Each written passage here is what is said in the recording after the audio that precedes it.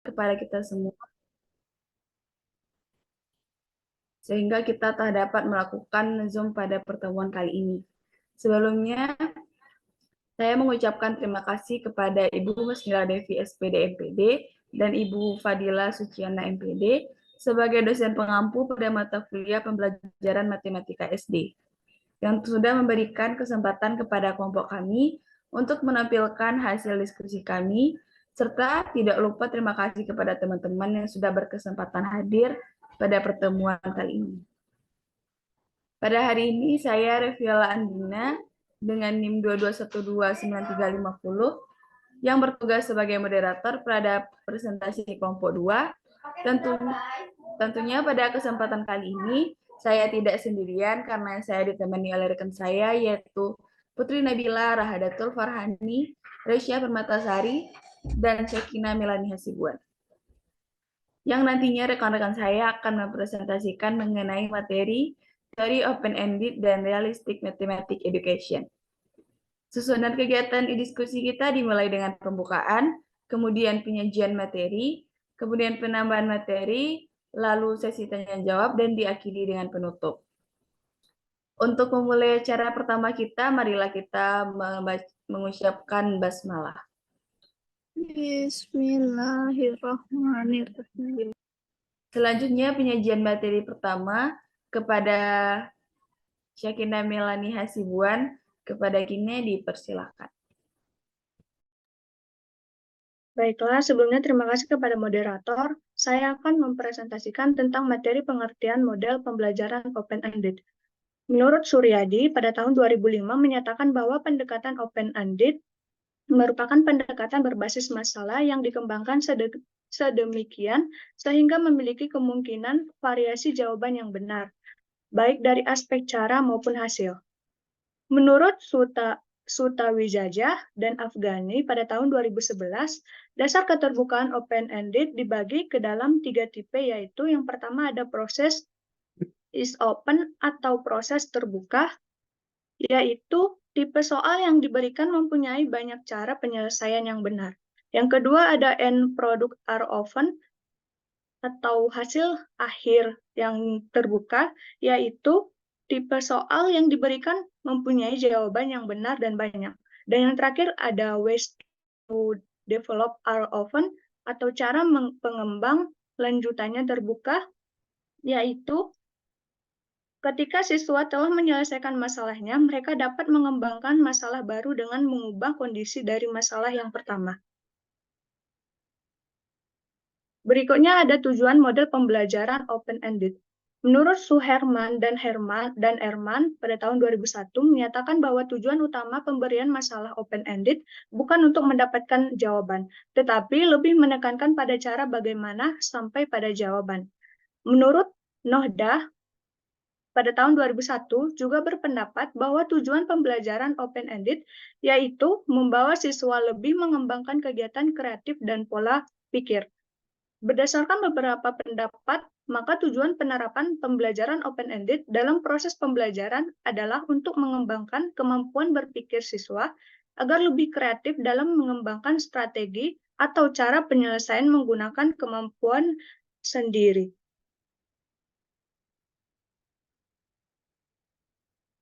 Berikutnya ada karakteristik model pembelajaran open-ended.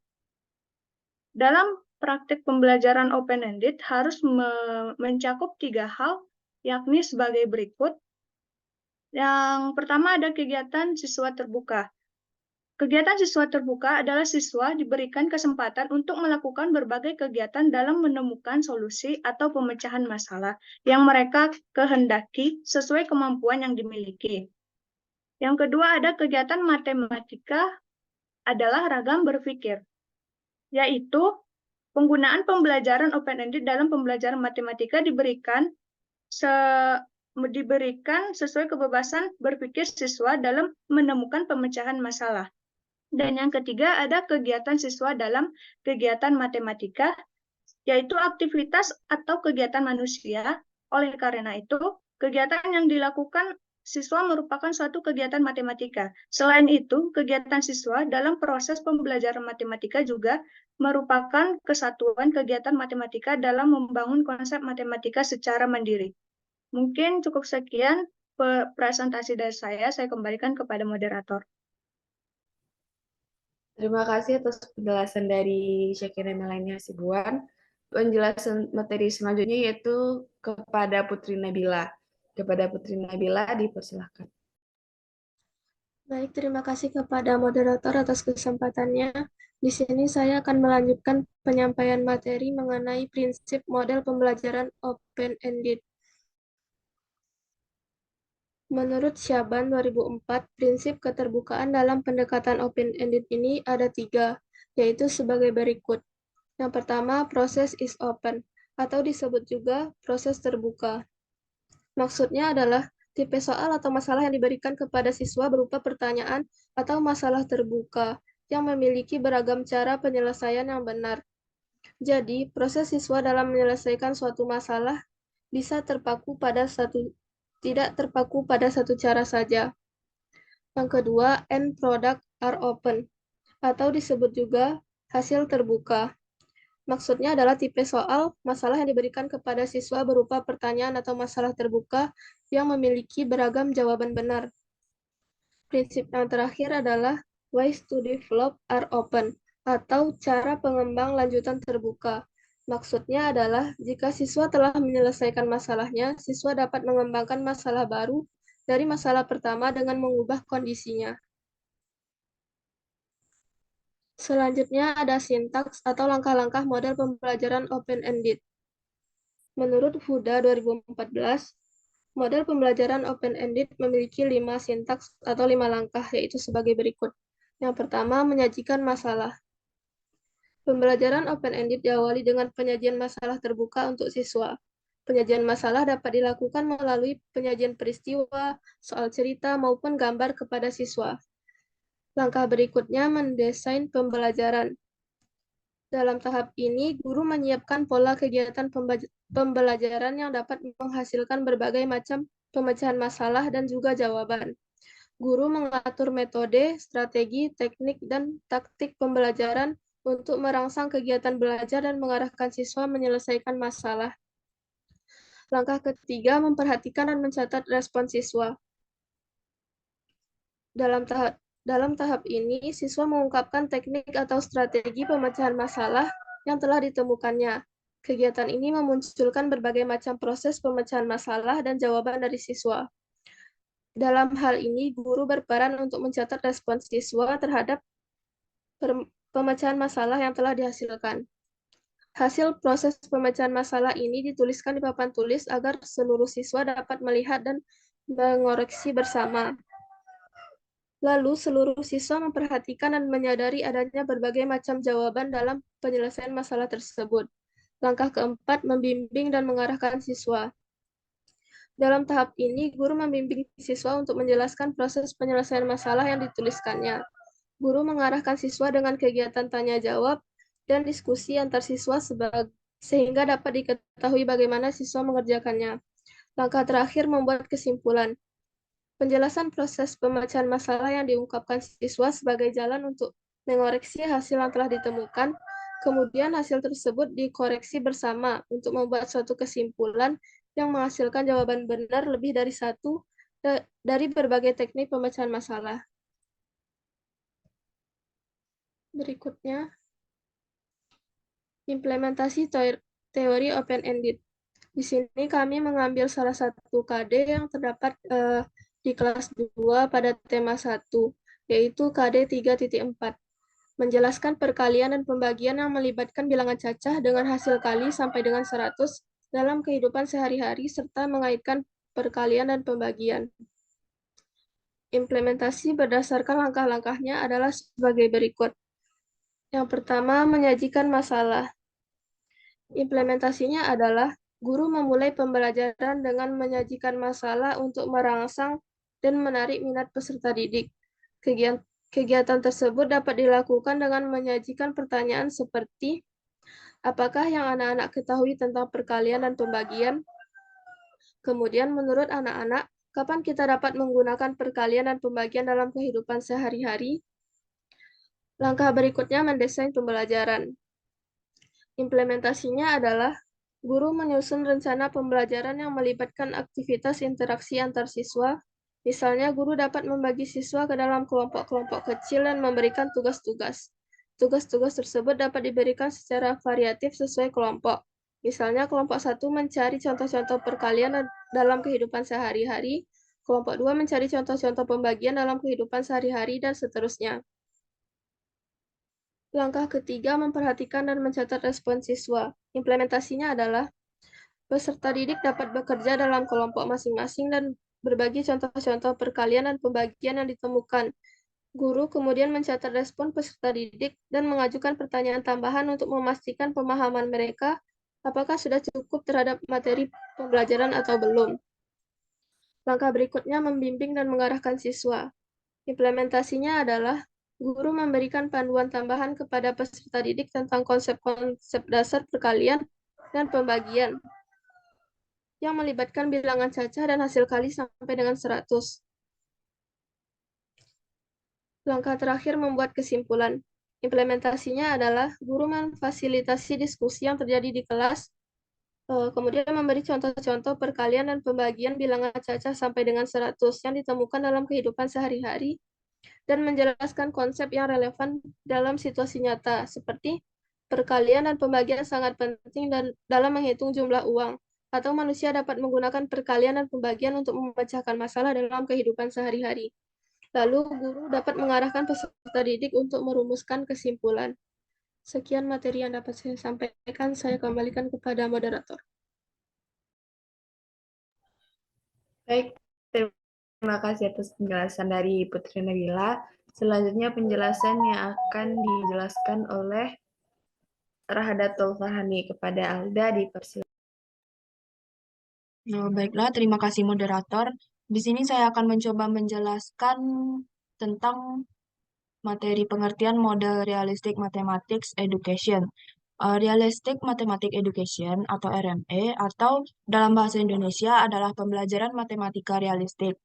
Menjadi salah satu teori pembelajaran dalam bidang matematika. Pembelajaran matematika realistik didasarkan pada anggapan dari Hans Rudental bahwa matematika merupakan suatu kegiatan manusia. Maksudnya, pandangan tersebut menggambarkan gagasan bahwa matematika bukan hanya sebuah kumpulan konsep abstrak ataupun aturan-aturan yang ada di alam semesta, tetapi lebih merupakan produk dari aktivitas kognitif dan budaya manusia. Frudental berpendapat bahwa matematika sebenarnya tumbuh dan berkembang melalui interaksi manusia dengan dunianya. Dia menyatakan bahwa konsep matematika seperti angka, bentuk, dan struktur muncul sebagai jawaban dari pemikiran manusia menghadapi masalah, mengukur dan merangsang solusi untuk berbagai situasi kehidupan sehari-hari. Menurut Maulana, pada tahun 2008, matematika sebagai suatu kegiatan manusia berarti matematika dapat dipelajari dengan mengerjakannya, atau doing mathematics. Selanjutnya, karakteristik model Realistic Mathematics Education. Menurut Maulana, pada tahun 2009, pembelajaran matematika realistik memiliki beberapa karakteristik yakni sebagai berikut.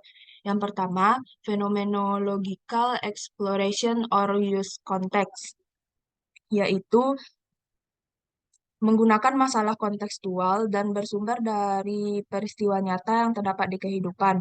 Proses pembelajaran tidak selalu diartikan sebagai pembelajaran konkret, tetapi meliputi sesuatu peristiwa atau benda yang dapat dipahami oleh siswa atau hanya cukup dibayangkan oleh siswa tersebut. Yang kedua, the use models bridging by vertical instrument, yaitu selama kegiatan pembelajaran matematika realistik, siswa aktif melakukan kegiatan belajar dalam memahami simbol-simbol matematika yang abstrak. Siswa memiliki pengetahuan awal yang dijadikan sebagai dasar dalam melakukan kegiatan belajar menggunakan pola pikir yang dimiliki mereka. Yang selanjutnya, yang ketiga, the use of students' own production and construction of students' contribution, yaitu maksudnya peran siswa selama pembelajaran matematika realistik dijadikan sebagai subjek belajar. Hal ini menuntut siswa untuk memberikan kontribusi dalam kegiatan belajar yang meliputi ide, gagasan, maupun argumen tentang konsep matematika. Selanjutnya, yang keempat, the interactive character of teaching process or interactivity, yaitu proses pembelajaran matematika yang menggunakan pendekatan realistik dilakukan secara interaktif. Maksudnya, terdapat interaksi di antara siswa dan guru, siswa dan siswa, serta siswa dengan sarana belajar, sehingga siswa mendapatkan manfaat yang positif. Selanjutnya, yang kelima, atau yang terakhir, yaitu intertwining of various learning strand, yaitu matematika memiliki konsep yang saling berkaitan. Keterkaitan matematika tersebut meliputi keterkaitan antar topik, konsep operasi, atau keterkaitan dengan bidang lain. Dengan demikian, pembelajaran matematika dilakukan secara terstruktur. Selanjutnya, prinsip-prinsip model realistik matematika education. RME atau disebut juga Pendidikan Matematika Realistik Indonesia mempunyai 3 prinsip kunci, yaitu sebagai berikut. Yang pertama, GUID, reinventation atau menemukan kembali. Maksudnya, dalam prinsip ini, siswa harus diberikan kesempatan untuk mengalami proses yang sama sebagaimana konsep-konsep matematika ditemukan. Selanjutnya, didaktikal femologi, yaitu fenomena didaktik. Maksudnya, situasi yang diberikan dalam suatu topik materi jika disajikan atas 2 pertimbangan, yaitu melihat kemungkinan, aplikasi dalam pengajaran, dan sebagai titik tolak dalam proses permatematikaan. Selanjutnya yang terakhir, self-developed models, yaitu pengembangan modal sendiri. Maksudnya, kegiatan ini berperan sebagai jembatan antara pengetahuan informal dan matematika formal. Model ini dibuat siswa sendiri dalam memecahkan masalah. Dalam prinsip tersebut dijelaskan bahwa dalam pembelajaran, hal yang diperhatikan adalah model-model, interaksi, dan keterkaitan siswa. Sekian presentasi materi dari saya kembalikan kepada moderator. Terima kasih atas penjelasan dari Rahadatul. Penjelasan terakhir yaitu dari Reisha Permatasari kepada Ica, dipersilakan. Baiklah, terima kasih kepada moderator atas waktu dan kesempatannya. Di sini saya akan melanjutkan materi yang sudah dijelaskan oleh 3 rekan saya sebelumnya, yaitu terkait sintak atau langkah-langkah model realistik matematika education. Sintak atau langkah-langkah model matematika education pembelajaran matematika realistik memiliki beberapa tahapan atau sintak pembelajaran, di mana sintak pembelajaran ini berguna sebagai jalan siswa untuk memahami konsep matematika secara utuh dan bermakna. Menurut Hobry pada Ningsi 2014 halaman 82, terdapat 5 tahapan model pembelajaran matematika realistik, yakni sebagai berikut. 1. Memahami masalah kontekstual, di mana tahapan awal pembelajaran RME adalah penyajian masalah oleh guru kepada siswa. Masalah yang disajikan bersifat kontekstual dari peristiwa nyata dalam kehidupan sekitar siswa. Sedangkan kegiatan belajar siswa pada tahap ini adalah memahami masalah yang disajikan dari guru. Siswa menggunakan pengetahuan awal yang dimilikinya untuk memahami masalah kontekstual. Yang kedua yaitu menjelaskan masalah kontekstual, di mana guru menjelaskan situasi soal yang dihadapi siswa dengan memberikan petunjuk dan arahan. Guru membuka skema awal dengan melakukan tanya jawab tentang hal yang diketahui dan ditanyakan seputar masalah kontekstual tersebut. Hal ini dilakukan hanya sampai siswa mengerti maksud soal atau masalah yang dihadapi. Yang ketiga, menyelesaikan masalah kontekstual. Tahap selanjutnya ialah kegiatan siswa dalam menyelesaikan masalah kontekstual yang sebelumnya telah dipahami. Kegiatan menyelesaikan masalah dilakukan dengan cara siswa sendiri, dari hasil pemahamannya dan pengetahuan yang dimilikinya. Siswa merancang, mencoba, serta melakukan penyelesaian masalah dengan berbagai macam cara, sehingga tidak menutup kemungkinan setiap siswa memiliki cara penyelesaian yang berbeda-beda. Selain itu, guru juga memberikan motivasi kepada siswa dalam melakukan kegiatan belajar melalui arahan dan bimbingan. Yang keempat yaitu membandingkan dan mendiskusikan jawaban setelah siswa menyelesaikan masalah kontekstual dengan cara mereka sendiri. Di mana selanjutnya siswa memaparkan hasil dari proses pemecahan masalah yang telah dilakukan. Kegiatan belajar tahap ini dilakukan dengan cara diskusi kelompok untuk membandingkan dan mengoreksi bersama hasil pemecahan masalah. Dalam kegiatan ini, peran guru dibutuhkan dalam meluruskan dan memperjelas cara penyelesaian yang telah siswa lakukan. Yang kelima, yaitu menyimpulkan pada tahap akhir kegiatan pembelajaran, di mana kegiatan belajar siswa diarahkan untuk menyimpulkan konsep dan cara penyelesaian masalah yang telah didiskusikan secara bersama-sama. Guru membimbing siswa dalam menyimpulkan dan memperkuat hasil kesimpulan siswa. Selanjutnya yaitu implementasi teori realistik matematika education atau RME. Di sini kami mengambil contoh pada kelas 2 tema 1, yaitu KD 3.4, menjelaskan perkalian dan pembagian yang melibatkan bilangan cacah dengan hasil kali sampai dengan 100 dalam kehidupan sehari-hari serta mengaitkan perkalian dan pembagiannya. Yang pertama yaitu memahami masalah kontekstual. Langkah pertamanya ialah memahami masalah kontekstual, di mana kegiatan pembelajarannya dapat dimulai dengan guru memperkenalkan sebuah masalah kontekstual kepada peserta didik. Misalnya, mengenai situasi di mana perkalian dan pembagian digunakan dalam kehidupan sehari-hari, seperti apakah saat berbelanja di toko atau membagi makanan dengan individu lain. Yang kedua, menjelaskan masalah kontekstual. Selanjutnya, langkah kedua yaitu menjelaskan masalah kontekstual. Dapat dilakukan dengan guru yang mulai menjelaskan masalah yang telah diperkenalkan dengan lebih rinci, menguraikan situasi, serta menunjukkan di mana perkalian dan pembagian tersebut diperlukan atau digunakan. Guru bisa menggunakan contoh konkret atau nyata atau realistis untuk membuat peserta didik lebih terlibat dalam proses pembelajaran. Contohnya, guru dapat membagikan video yang berisikan di mana ada seorang anak yang membawa beberapa makanan, lalu membagi-bagikannya kepada temannya. Lalu kemudian guru itu menjelaskan bahwa dalam proses membagi makanan tersebut telah terjadi proses pembagian. Contohnya, ada 20 permen yang akan dibagikan ke 5 orang anak sama rata. Yang ketiga, menyelesaikan masalah kontekstual. Implementasinya dapat dilakukan dengan guru membentuk siswa bekerja dalam beberapa kelompok untuk mencoba menyelesaikan masalah kontekstual yang telah diberikan oleh guru. Peserta didik diminta untuk menggunakan konsep perkalian dan pembagian untuk menyelesaikan masalah tersebut. Kemudian, guru memberikan panduan atau bimbingan jika diperlukan. Yang keempat, membandingkan dan mendiskusikan jawaban. Di mana implementasinya yaitu guru melanjutkan kegiatan dengan sesi diskusi di kelas, di mana peserta didik dapat membandingkan dan mendiskusikan jawaban mereka.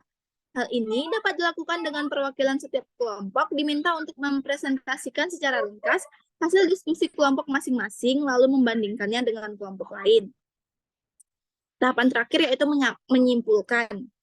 Implementasinya yaitu dengan kegiatan guru menyimpulkan pembelajaran dengan merangkum konsep, perkalian, dan pembagian yang terlibat dalam masalah kontekstual tadi. Guru juga dapat mengaitkan pembelajaran dengan menggunakan perkalian dan pembagian dalam kehidupan sehari-hari sesuai dengan KD bilangan cacah sampai dengan 100. Selanjutnya, guru dapat mengajak siswa untuk berpikir tentang situasi lain di mana mereka bisa menerapkan konsep tersebut. Sekian materi dari saya kembalikan ke moderator.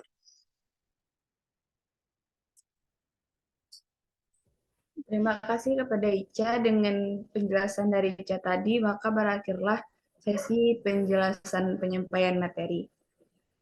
Mungkin cukup sekian presentasi dari kami. Mohon maaf apabila ada kesalahan. Setelah presentasi materi ini, saya sebagai moderator mengajak kepada teman-teman sekalian untuk berpartisipasi dalam forum diskusi yang telah disediakan di e-learning. Dan mungkin setelah ini akan dilanjutkan oleh kelompok selanjutnya.